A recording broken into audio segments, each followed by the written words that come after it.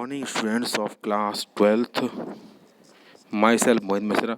Today, we will discuss about the chapter number 10, Human Settlements, Part 3. Okay. In this chapter, we will discuss about the problems of rural settlement. Okay. And number 1 is rural settlements in the developing countries are large in number. Rural settlement जो होता है developing countries में large है in numbers में and poorly equipped with infrastructures. जो infrastructure से कैसा है बेटा? पुअरली इक्विप्ड है। Supply of water to rural settlements, ठीक है। सप्लाई ऑफ वाटर की सप्लाई किसके लिए? To rural settlements in developing countries is not adequate। Developing countries में पर्याप्त नहीं हैं। People in village particularly in mountainous and arid areas have to walk long distance to fetch drinking water. Water की supply कुछ जगह पर कमी है, जैसे ग्रामीण इलाकों में जो और माउंटेन वाले एरिया पर लोगों को ड्रिंकिंग वाटर लाने के लिए काफ़ी दूरी तय करनी पड़ती है, कई किलोमीटर तक जाना पड़ता है। Water borne disease such as cholera and jaundice tend to be common problem. Waterborne diseases such as cholera and jaundice ये वाटर कंटामिनेटेड वाटर से ही होती हैं। Okay. The countries of South Asia face condition of drought and flood very often. South Asia including India में ज़्यादातर flood और drought दोनों ही होता है। फ्लड एक ऐसा कंडीशन वाटर लॉक्ड कंडीशन होती है जिसमें वाटर जो है चारों ओर भर जाता है। ड्रॉट एक ऐसी कंडीशन है जहाँ पर स्कार्सिटी ऑफ वाटर इतनी ज़्यादा हो जाती है कि लोगों को पीने का पानी नहीं मिल पाता है। Crop cultivation soft sequences in the absence of irrigation also suffer। Absence of toilet and garbage disposal facilities cause health related problems। Absence of toilet की absence एंड गार्बेज डिस्पोजल की सुविधाओं का ना होना हेल्थ रिलेटेड प्रॉब्लम्स क्रिएट करती हैं। Okay students, unmetalled roads and lack of modern communication network create a unique problem. अगर road जो अच्छी नहीं है, पक्के रोड नहीं हैं और मॉडर्न टेक्नोलॉजी कम्युनिकेशन नेटवर्क अच्छी तरह से नहीं है तो वो भी अपने आप में एक यूनिक प्रॉब्लम क्रिएट करते हैं। During rainy season the settlement remain cut off and pose serious difficulties in providing emergency services.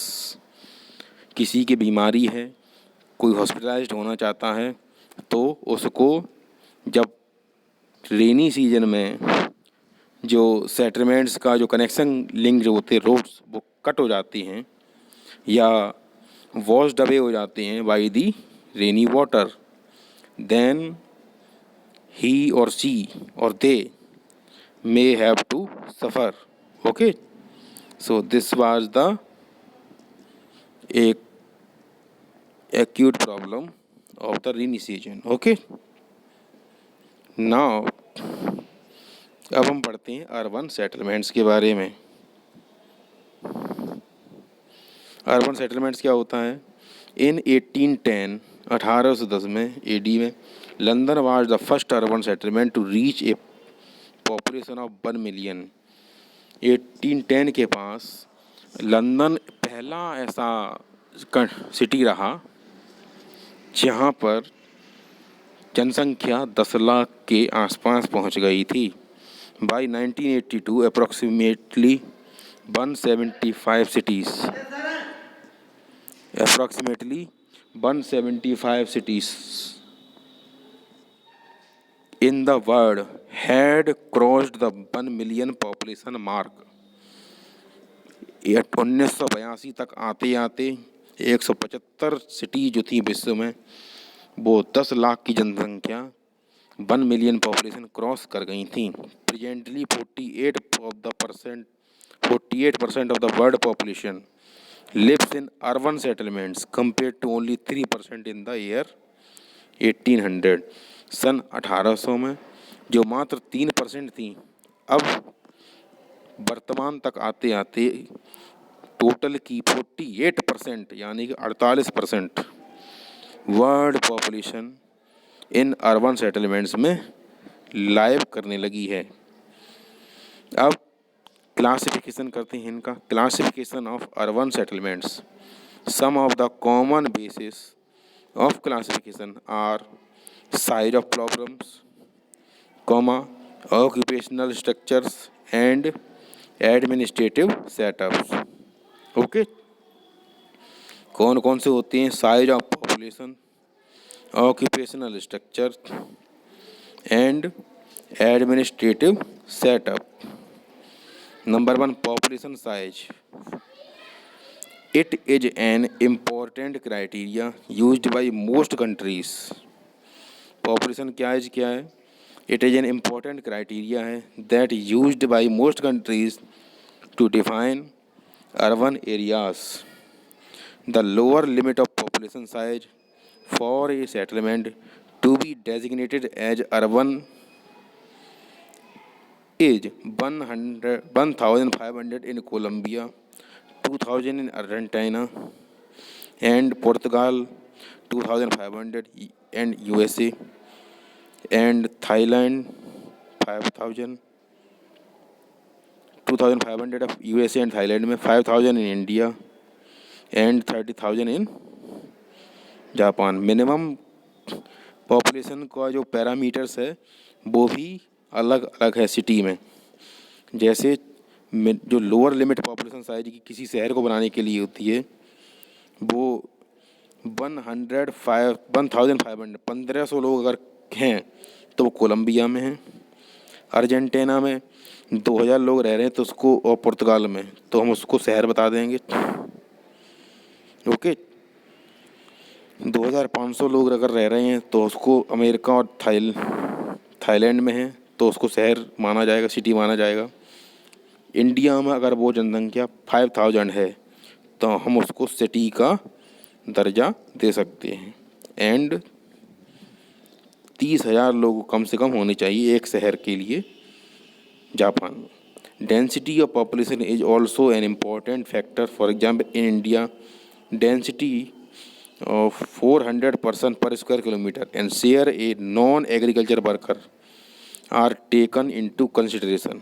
Okay, 400 square kilometre में रहने वाले लोगों, 400 लोग एक स्क्वायर किलोमीटर में रहते हैं और शेयर करते हैं non agriculture work. Okay,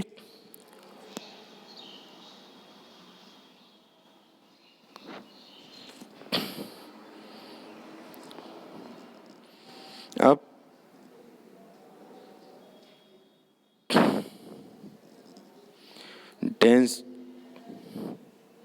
in Denmark, Sweden and Finland, all places with population size of 250 person are called urban.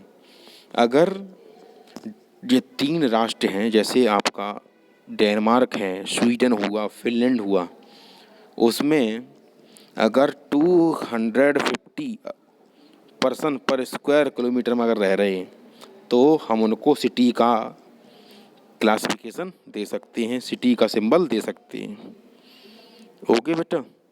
The minimum population for a city in 300 in Iceland. Iceland में minimum 300 होना चाहिए और Canada में और Venezuela में 1,000 है. हम लोगों भारत में 400 लोग हैं प्रति स्क्वायर किलोमीटर में. अब आती बात occupational structures. In India the major occupational activities in addition to the size of the population is designating a settlements as urban are also taken as criterion. Okay, in Italy, a settlement called urban if more than 50% of its economically productive population is engaged in non-agricultural pursuits. Italy में अगर 50% जनसंख्या कहाँ पर non agricultural activities में involve है, engaged हैं, तो हम उसको क्या मानेंगे, एक सिटी मानेंगे। Okay, so it is all of today's topic. We will meet you in next another video in next topics. Till then, bye bye students.